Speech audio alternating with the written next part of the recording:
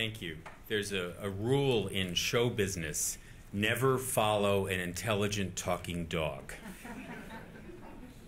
I want to thank Marianne and Christoph for inviting me here, and not just me, but inviting leaders of entertainment education from around the world. This, for people who work in this field, is really quite special to have Miguel Sabido and Arvind Singhal and Martine Bowman and Peter Forderer and their students, many of whom are here as well, is really quite extraordinary. So in addition to the pleasure of bringing us to learn from the German experience, to collect us from around the world is really quite wonderful. Thank you.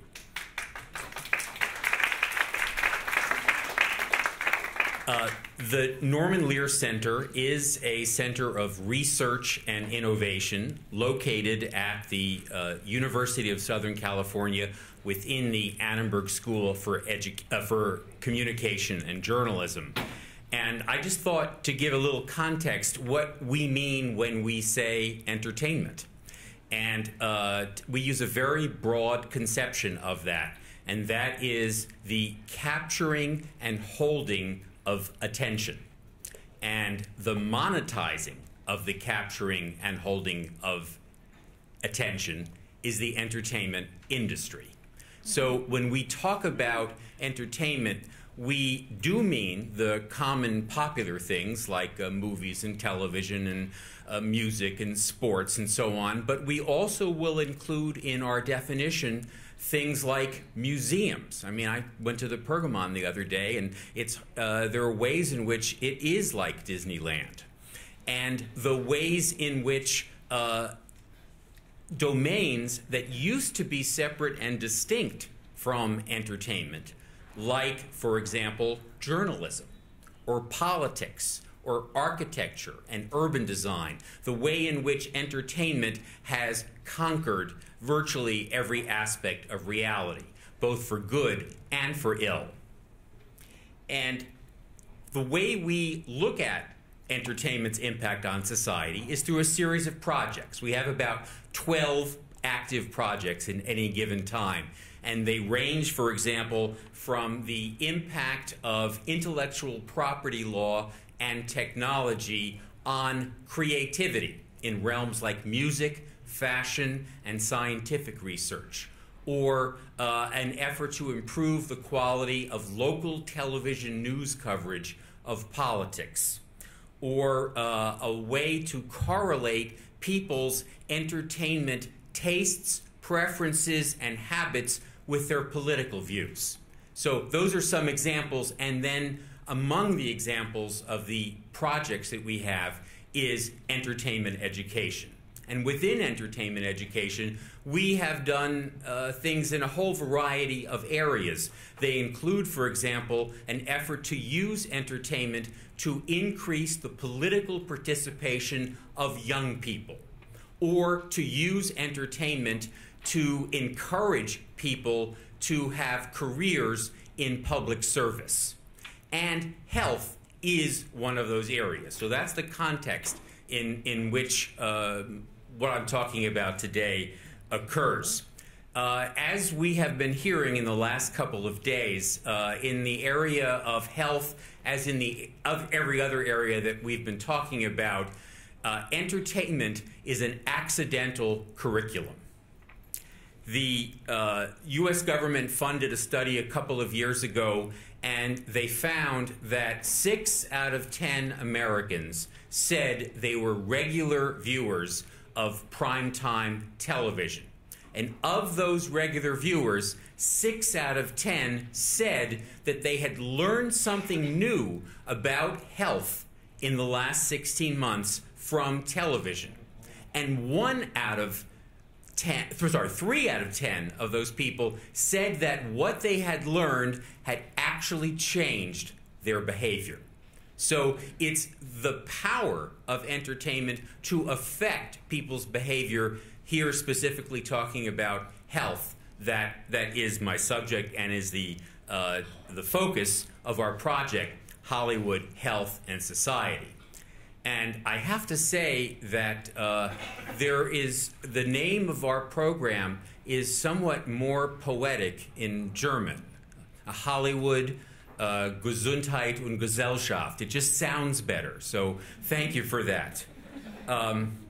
There are, in Hollywood, there are more than 100 groups whose purpose is to get movies or television shows to do something. They are so prevalent that many shows have actually hired people to act as gatekeepers to deal with these people who come to them and say, do this or do that. So I want to distinguish what Hollywood Health and Society does from those groups. Almost all of those groups are for single issues. So diabetes, lung disease, rape, gun violence, it's one focus. We deal with every issue under the umbrella of public health and safety.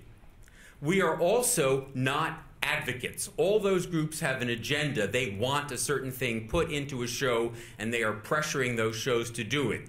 We are a resource. Like the Science and Entertainment Exchange, we are available for you, is our message. Use us as you choose.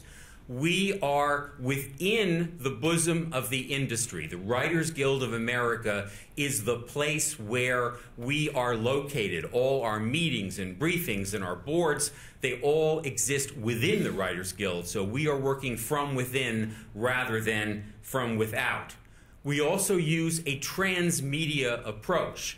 The storyline accuracy work we do for what appears on television, and it's almost exclusively television that we do for various reasons, that is only a part of the story. We also use outreach through other media to the audience. Now, I'll get back to that and to some other points.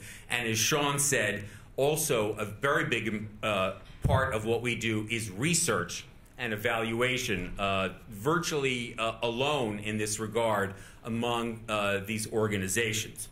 The Lear Center has been around now for almost 11 years, and when I started Hollywood Health and Society, it was the first program that we started. So it is now about to enter its 10th year. We are funded largely by the U.S. federal government, and our #1 sponsor since the beginning has been the Centers for Disease Control and Prevention. And other federal agencies that have supported us are the Division of Transplantation of the Department of Health and Human Services, the National Institutes of Health, the White House Office of National Drug Control Policy, and the Agency for Healthcare Research and Quality. And in recent years, our federal funding has been joined by private philanthropy in the funds from the California Endowment and also from the Bill and Melinda Gates Foundation, whose focus is on global health issues. What I'd like to do today is explain our model. How does it work? How have we been doing this for the last 10 years? And I divided it into the outreach we do, outreach to industry, outreach to the public, outreach to policymakers. And in addition to outreach, we do research and evaluation, and we also have an advisory board, which plays an important role in this. So I'm going to take you through these, starting with outreach to industry. And so here are the 6 ways, and I'm going to talk about each specifically, but I wanted to give you an overview. These are the 6 ways in which we conduct outreach to industry: expert briefings and consultations, panel discussions, our own website, tip sheets, a newsletter, and a series of awards. So let me talk about those, starting with our briefings and consultations. This is a portrait of 1 year in Hollywood Health and Society. It's the year 2008-2009. We're now compiling the statistics for 09-10, so I don't have those, but this is the most recent year we have them. In that 1 year, we worked with 43 television shows, including Grey's Anatomy, House, Law and Order, SVU, CSI, Brothers and Sisters, One Life to Live, both primetime and daytime soaps. And we worked with, in that 1 year, 14 different networks. We responded to 307 inquiries from TV shows on health-related storylines and topics. We have a website, we have a phone number, and all the work that we do is for free. The results of that work in that 1 year was that we confirmed the air dates of 101 storylines that we consulted on, which becomes relevant because when we know ahead of time about an air date, we can do some research about it. So the inquiries function in a very simple way. They get in touch with us and they either ask a specific question or a kind of generic question. I have a plot and I want this to happen, so what's the disease? And we then don't figure it out. We are a liaison and we connect them to experts in medicine, health, and public safety all around the U.S. and now increasingly all around the world. We have several thousand experts in our database, and we only put an expert in our database if we have worked with them and coached them so they understand what it means to consult with a writer. We also have panel discussions that we hold right at the Writers Guild. So we will put on a topic that is of interest to us, and we hope it's of interest to writers. So in that year or recently, addiction, fact and fiction, a world of stories, which is about global health stories, place matters, which is about in particular, how income is a huge determinant of public health. Beyond Aaron Brockovich, something about toxins in the environment. Who Shall Live and Who Shall Die and Why, which was about violence and unnecessary deaths from disease. So in this way, by putting on these briefings, we are in some ways choosing topics to get them onto the radar screen of writers, but it's all voluntary. It's there. If you want to come, great. We want to throw a spotlight on it. Similarly, we call the writers, the showrunners, and we say, you know, the most marvelous expert is coming to town next week. This person knows everything there is about epidemiology or biological warfare. We thought your writers might be interested. We'd like to bring him or her in for an hour. And almost always they say yes. So even though we are a resource, we're a special